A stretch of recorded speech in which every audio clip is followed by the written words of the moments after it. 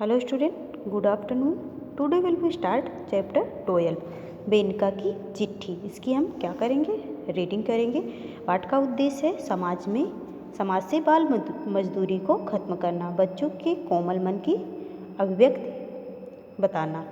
पाठ का सार है, यह पाठ एक बाल श्रमिक के जीवन पर आधारित है। इसमें एक बालक जिसकी आयु 9 वर्ष की है, वह अपनों से दूर रहकर मालिकों की यातना सहता है। वह अपने दादाजी को एक पत्र लिखकर अपने मन की व्यथा व्यक्त करता है कि वह भी अन्य बच्चों की तरह सामान्य जीवन जीना चाहता है। क्रिसमस से पहली शाम थी। 9 वर्षीय बालक वेनिका जुकोव दिन भर के काम के बाद भी बैठा इंतजार कर रहा था। उसका मालिक आलियाखिन, जो पेशे से मोची था, वह और उसकी पत्नी गिरजाघर में प्रार्थना सुनने जाने के लिए तैयार हो रहे थे। वेनिका घुटनों पर से टिकाए पल पल काट रहा था। मालिक के जाते ही उसने अलमारी से स्याही की दावात घिसी निब वाला होल्डर निकालकर और कागज़ को ज़मीन पर फैलाकर लिखने बैठ गया। पिक्चर में देखिए, पहला अक्षर लिखने से पहले उसने चारों की तरह दरवाजे और खिड़की की ओर विस्फारित नयनों से ताकना मतलब देखना। उसे अभ्यास हो रहा था कि कोई देख रहा है, कोई नहीं है। उसने मन ही मन तय किया और लंबी सांस लेकर लिखने लगा। मेरे प्यारे दादाजी कॉन्स्टेंटाइन, मेरे ना पिता हैं ना माँ, सब कुछ आप ही हैं। आपको क्रिसमस की शुभकामनाएं। अपने दादाजी को पत्र लिख रहा है वेनिका, उसमें लिख रहा है। वेनिका की आंखों में के आगे दादा कॉन्स्टेंटाइन का चित्र स्पष्ट हो आया।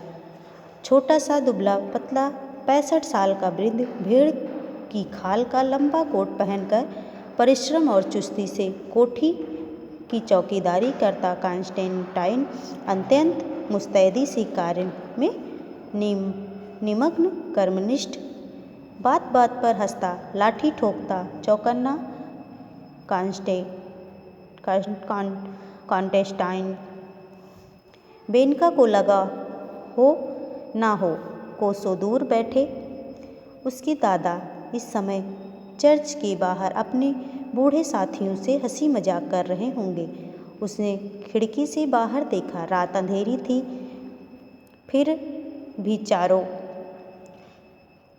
चारों घरों की सफ़ेद छतें, चांदी से चमकते पेड़ और बर्फ़ के फुहारे उसे बहुत अच्छी लगी। उसने मन में हल्की सी खुशी की लहर उठी। प्रकृति की इस सुरम्यता ने उदासी का बादल हटा दिया और वह फिर लिखने लगा। दादाजी, मॉस्को बड़ा शहर है।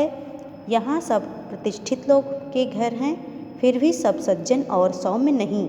यहाँ बहुत घोड़े हैं और शायद एक भी भेड़ नहीं। यहाँ पर किसी को भी समूह गान में गाने की आज्ञा नहीं है। यहाँ बच्चे वालियन लेकर दिन भर नहीं घूमते। खाने को सुबह शाम थोड़ी सी रोटी मिलती है। रात भर मालिक का बेटा रोता है, वह मुझे सोने नहीं देता। मुझे बार बार उसका पलना हिलाना पड़ता है। मेरे प्यारे दादाजी, आप मुझे यहाँ से ले जाइए। दादाजी, यहाँ मेरी उम्र के बच्चे सुबह सुबह बस्ते लटका कर स्कूल जाते हैं।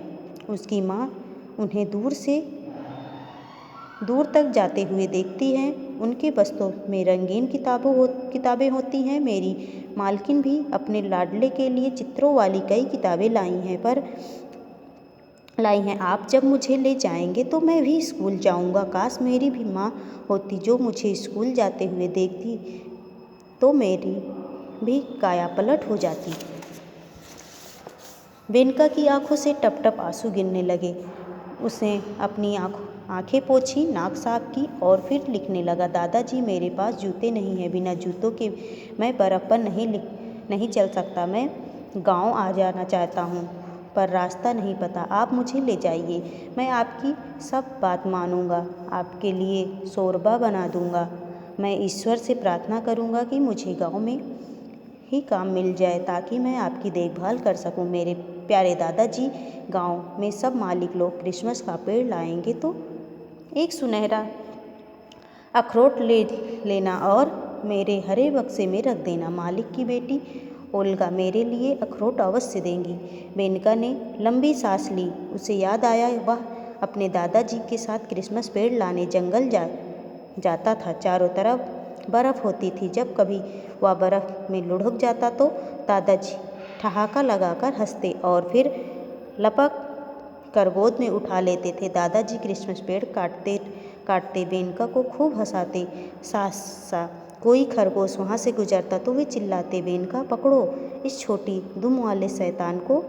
मेनका दौड़ता लुढ़कता और फिर दोनों की हंसी से जंगल गूंज उठता। दादाजी क्रिसमस पेड़ मालिक के घर तक लाते। मेनका के मित्र, मालिक की लड़की और दादाजी सब पेड़ सजाने में जुट जाते। उन दिनों उसकी माँ जीवित थी। वह उसी घर में नौकरानी थी। मालिक की लड़की ओल्गा मेनका को खूब मिठाइयाँ खिलाती। उसी ने मेनका को पढ़ना लिखना सिखाया था। जब माँ नहीं रही तो दादाजी ने उसे मॉस्को आलियाखिन के पास भेज दिया। एक बार फिर मेनका का जी भर आया। उसने लिखा, दादाजी ईश्वर के लिए मुझे ले जाओ। अब और नहीं लिखा जाता। मेरा हाथ दर्द कर रहा है। आपका इंतज़ार है, आपका पोता। मेनका ने कागज़ की 4 तहें लगाई, उसे लिफाफे में डाला और ऊपर पता लिखा, गांव को मेरे दादा कांस्टेंटाइन के पास। वह बहुत खुश था। उसने पत्र को अपनी जेब में रखा और सड़क की ओर दौड़ा। कल ही मुर्गी की दुकान पर बैठे आदमी ने उसे बताया कि लाल डिब्बे में डाली गई चिट्ठियां सही आदमी तक पहुंचा दी जाती है। मेनका ने चिट्ठी को चूमा और उसे धीरे से डाक के डिब्बे में डाल दिया।